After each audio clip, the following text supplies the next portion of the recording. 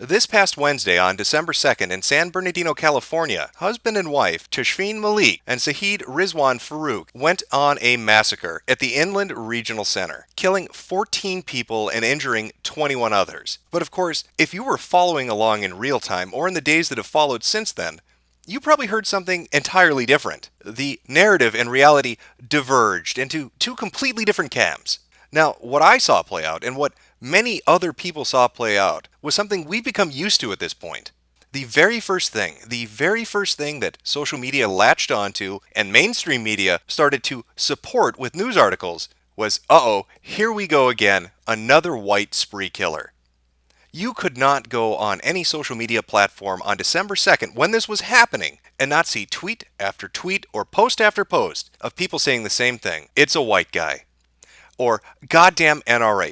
It's the gun owners' fault. It's those white supremacists that are doing it once again. And even as information slowly began to trickle out, as more and more people found out about what was really taking place, they wouldn't let go of that narrative. At first it was, horrible white people are doing it. It's the NRA's fault. It's the gun owners' fault. And when the name of the first suspect came out, that it was Farouk, that it wasn't some guy named Bill Johnson, that it wasn't a Bob Allen, but a Farouk. It suddenly went from goddamn white people, goddamn gun owners to, well, let's be reasonable. Let's not jump the gun. Clearly, this is a case of workplace violence because Farouk was attending a holiday party being thrown at a conference center adjacent to the Inland Regional Center. Now, the Inland Regional Center serves as a place for the disabled and the mentally handicapped to get community services. Now, to give you an example of what I'm talking about, here's the prototypical tweet that you would have seen taking place at the very beginning of the San Bernardino shooting. We can eliminate mass shootings today. Make it illegal for white men ages 15 to 65 to own guns. And of course, what happens moments after the name of the suspect is released? When people find out it's, again, not a John Smith, but a Saheed Farouk, it goes from goddamn white people to the guns that were used to murder these disabled people were bought legally. Why are guns legal? And it wasn't just average people. It wasn't your average Joe or semi-celebrity as we see in that specific tweet. But you had people in alternative media and even mainstream media pushing the same thing, such as Cenk Uygur, who threw his hands up in anger and damned the NRA. Take away the guns, he screamed. Take them away. That'll solve the problem. Get rid of the goddamn guns. It's the goddamn NRA. That's Cenk Uygur.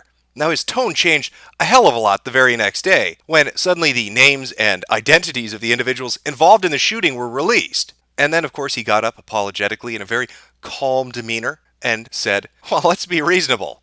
Not all Muslims. But this is par for the course nowadays, isn't it? We can never talk ill of any other group but white people. It's easy to pick on the white guy. It's easy to pick on the NRA. It's easy to pick on the gun owners. They're horrible people. They're terrible people. Don't you know what they do? Don't you understand that the reason this shooting happened is because the NRA was involved? Do you know what the NRA stands for? No retards allowed. Oh, that's right. It was part of their eugenics program. They were going to go euthanize the mentally handicapped receiving services at the Inland Regional Center. It all makes sense. Hallelujah. I've been enlightened by the truth. Thank you, Cenk Uygur, and all the other people on Twitter that helped to show me the way, to tell me the truth of what was really going on. This entire situation, though, is a little more insane than that. It's not a surprise to me, or a majority of people who are used to dealing with social media and the mainstream media when it comes to issues like this, that this is the tactic it took. However, what might be surprising to some is the follow-up that has taken place in the days after that. Now, the FBI and the ATF and the local law enforcement were all involved in taking down these people. There was a coordinated effort to find out who they were, where they were, to find them and to contain them or to kill them. And if you watch the events play out in real time, you'll see that the police did that. They took them down. They stopped these people. Now, people have questions in regards to the events of that day. How was this organized? They were wearing body armor, according to some. They had bulletproof vests. They had long guns. If you've watched the streams that were happening and taking place in real time, that was what it was described as. They have long guns. We can't really go into detail, but we know they're more than a few inches, but less than 5 feet, so we'll call them long guns. Regardless, the suspects were well armed. They were ready, capable, and able to cause a lot of damage. Now, for some saying, oh, it's just workplace violence.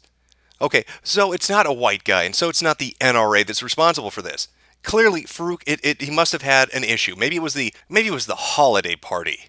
Maybe that was insulting to his religion. Well, I'm sure Bill O'Reilly's probably having an orgasm that could be heard in space. It's a war on fucking Christmas, in the very literal sense, according to people that think this is workplace violence. I can see it now. Farouk shows up at the party and he sees holiday party, the most generic seasonal greeting you can come up with, really, strung up on the ceiling.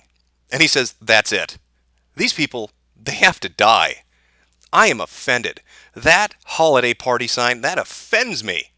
So I'm going to murder 14 people and shoot 21 others. That's a reasonable response. And I just so happen to have armor that I can wear, long guns that are ammoed up and ready to go, and somebody willing to come with me because, I think everybody here can agree that we have some pretty shitty bosses. And I've had a lot of friends say, you know what, Jim? I had a really bad day at work. My boss is a dick. And you know what my first response is? Let's get the guns and go fucking shoot the place up. That makes sense. That was what Malik was going to go do. Oh, my husband's had a bad day at work. Let's go kill some people. Now we fast forward a little. We're on December 3rd. It's a Thursday. What's happening? Well, the FBI is in charge. They're taking a look at the crime scene. They're scouring for evidence. They find the home of the suspects and they go in and they start to gather and they do what they normally do. Police are following down leads. They're investigating as best they can. And even more information begins to come out. It turns out that Saeed Rizwan Farouk was an American citizen, but his wife was not. She was born in Pakistan. She traveled with a Pakistani passport, and she grew up in Saudi Arabia. Now, he had met her a year previously, gone over there, and some have speculated they married over there, and then he brought her over here and went through the visa program and had another marriage ceremony, and got her legalized, or put on at least a temporary visa in, I believe, July of this year. So now our story is starting to evolve. It's gone from the horrible white NRA people to two Americans having workplace violence episodes to one American and one foreign national. Now, as the FBI continues their investigation, they begin to find some interesting things. Now, what did they find? Well, what they found was that Mr. Farouk and his wife had contact with 5 individuals, not 1, not 2, not 3, not 4, 5 individuals that the FBI had previously opened investigations on for possible terrorist activities. One of the individuals they contacted was associated with the Shabab, the Islamist militant group in Somalia. Another of the individuals was located in, take a guess, where do you think they might be? What might be in the news right now in relation to terrorist attacks happening around the world? What possible country could this other person they were in contact with be from? If you guessed Syria, congratulations. You're a racist. But you're also correct. So here we go again. Now it's not just workplace violence. Now these two individuals, one of whom was a Pakistani, the other an American, both devout Muslims, and they were devout Muslims. The father of Farouk said that he prayed every day, that all he really did was go to work, read the Quran, and pray. And you have his wife who came from the Middle East and was also highly devout. Well, now this couple, who are in the United States, these two devout Muslims, are in contact with terrorist suspects around the world, not just in one country, but in multiple countries. And so we slowly see the workplace violence idea disappear a little bit. It kind of fades away. So now we're finally getting somewhere. I mean, this must mean that the FBI is really on top of it. They just started their investigation into this, and so they're probably going to be combing over that residence for the next couple of weeks. They're really going to be digging deep and looking at the evidence. They're going to be going through everything, photographing everything, dusting absolutely everything, because they don't want to leave potential information behind. We don't know if these people were associated with other terrorist cells in the United States. We don't know if they had people that were working with them. We have no clue. So they're really going to investigate hard. Oh, wait, no, what is that? Oh, they're done in 24 hours.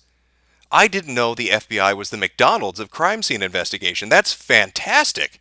24 hours to finish up an investigation at a residence of 2 terrorist suspects that had bomb-making equipment on the premises, that had bombs on the premises. That's wow, I'm really stunned. A little bizarre, don't you think? I mean, that they would finish up so quickly?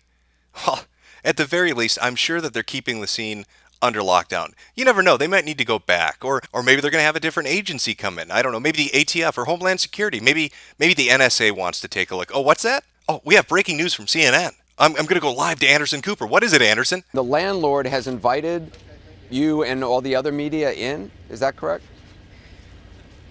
We watched him. We watched him come back with a crowbar, and he worked to get out. Finally, they got out a drill, and they opened up the door that had been barricaded with a big piece of wood. Are you fucking kidding me? So I want to try to just go through these events. I want you to follow along with me. We have a terrorist attack at a facility that helps the disabled and mentally handicapped children. 14 people are killed, 21 are injured. One suspect is a radicalized Muslim who's an American citizen. Another one is a foreigner who's married to him and is also a radicalized Muslim. They have relationships. They've been in contact with terror suspects from around the world, some of which are based in Syria. There was bomb-making equipment found on the premises, and the investigation is now suddenly over 24 hours later, and we're letting the news media trample through the scene. Does this strike anybody as being absolutely fucking insane? Because it makes me think I've taken crazy pills. I mean, I watched the coverage take place. The media was desperate not to go on television and say, Muslim terrorist. They didn't want to do it. Don Lemon of CNN refused to talk about the suspects. He refused to do it. And now here we see CNN correspondents traipsing through a crime scene, traipsing through a place that should probably still be getting investigated. Just digging through, rifling through, looking at pictures, looking around corners, grabbing things, showing social security cards, credit cards, IDs on national television. And it wasn't just CNN, MSNBC, and a lot of others were there too, doing the exact same thing. Aside from being absolutely salacious in what they were doing, it downright strikes me as being teetering really close to being illegal. But you know what? Maybe I'm being a little harsh here. Maybe I'm being too hard on social media and mainstream media and the law enforcement agencies that basically did a speed run of a crime scene. At least our government's got it under control. Oh, what's that? No, I forgot. We have Obama as a president. You know, Obama, the guy that likes to go on TV and weep. And of course, that's what he did the very first press conference he gave after the news of the San Bernardino shootings took place. He got up on TV and he cried a little. And he told us how guns are bad. The same message he likes to put out there every time something like this happens. If it wasn't for those goddamn guns, America, we would be living in a utopia. All our societal ills would disappear and we'd be singing and running and dancing through the streets. And of course, he didn't really touch on the potential identities of the people involved. Now, he has done that later on. I mean, with all this evidence, clearly he's going to come out and condemn this as a terrorist attack by Muslim radicals. Who am I kidding? No. He thinks it's possible. He's going to put that in the maybe category. I don't know. Could go either way. Maybe Farouk and his wife, Malik, maybe they were terrorists. Or maybe they were just angry because the printer jammed at the Inland Regional Center. You know, things happen, workplace violence. Maybe he just had one of those. He had a bad day. He had a case of the hump day blues. You know, goddamn Wednesdays, who doesn't feel like killing 14 people? Am I right? Am I right? Okay, well, Obama, maybe he's detached. I mean, this is a Washington political figure. He's not there. He's not in the moment. What about California? How are the people in the California government reacting to this? California Attorney General Loretta Lynch vows to prosecute those who use anti-Muslim speech that edges towards violence. Well, thank God. The biggest concern I had on my mind after terrorists attack the United States and kill innocent people is let's not hurt their feelings. Come on, guys. Don't you say those mean things. Think about how they feel. This is the reality we live in. Terrorists conduct an attack in the United States, and the first thing we do is blame white people. The second thing we do is blame the NRA. The third thing we do is blame gun owners. When we find out who they really are and who they're really talking to, nobody wants to mention it. They want to avoid it. They don't want to call it terrorism or talk about Muslim extremists doing this. Instead, what they want to say is workplace violence. When they're finally forced to admit it because of more and more evidence that's coming out, they dance around the issue and then trample through a crime scene, contaminating any evidence that might want to be collected later on or influence. Here's a possible scenario. Let's say the FBI finishes up. Now, other terrorists that might be working with these people or associates of these people see the news media go into the place. And they see that, oh, look, they're pointing up at the ceiling. They know where the bomb cache was. So they probably have the bombs, they probably have the notes, they probably have information that we were relating back and forth between each other because I can see they drilled through that part of the ceiling. Thank you, MSNBC. Thank you, CNN, for broadcasting that on national television. So now, if they did have accomplices, if there were other terror cells that had some kind of contact or had some kind of relationship with them, they know where not to put their shit, and they know what might be compromised because you're showing them an inside view of the crime scene. That's brilliant. That is really brilliant. And then our politicians come out and say, maybe it's terrorism. I don't know. Let's talk about something else. How about some gun control? Or they come out and say, stop saying mean things to Muslims. We need to protect their feelings. Now, there were news stories that came out from neighbors saying that they wanted to report this couple for suspicious activity, but didn't. They didn't report them because they were worried that they would be branded racist, that it wouldn't be politically correct to talk about their concerns with law enforcement or with other authorities. That is the culture we have bred. A culture that is so politically correct, that is so weak-willed and afraid to speak their mind or to call something out in the open, that we would rather let a terrorist attack happen than face the wrath of social justice and left-wing politics. Now, this isn't the only recent terrorist attack that's happened, is it? We had Paris, where hundreds of people died and hundreds more were injured. Now, look at the reaction there compared to the reaction here. What happened? What did President Hollande do in response? He got on national television and said they were going to wage a brutal war against their opposition. He called them out. He said what group was responsible. And he said, we're coming for you. Now, I want you to contrast that with Obama, who gets on TV misty-eyed and cries about gun control and says, maybe it's terrorism. I don't want to say anything. I don't want to offend anybody. Remember, feelings are important. In fact, here's a picture of when they met. This was shortly after the terrorist attacks in Paris, when Hollande was going around to get international support for his pushing against ISIS in Syria. And the telling thing about this picture and the state of America as it is today is that Obama's looking down. He's getting ready to pick up that white flag that people always jokingly said that France held tightly in its hand, and he's going to run with it like it's a goddamn torch, and he's at the Olympics. Because that is the insanity of the reality we are faced with. We live in the day and age where France is the one standing up and picking a fight, and America is the one clutching its white flag because they're scared they're not going to be politically correct.